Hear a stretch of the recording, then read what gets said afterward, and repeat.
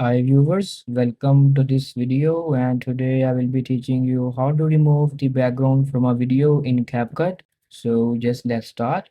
So first of all, open up your CapCut application, and after opening up your CapCut application, drag and drop the media, and just drag and drop the media to your timeline. And after dragging it to the timeline, just select the video of which you want to remove the background. Just like I want to remove the background of this video, so I will click on it. So after clicking, you guys have to see at the right, and there is a section named as video. Click on it, and after clicking on video, you guys have to go on to remove bg. Click on it, and after clicking on remove bg, you guys have to go to chroma key. Just click on it and click on color picker and just click here.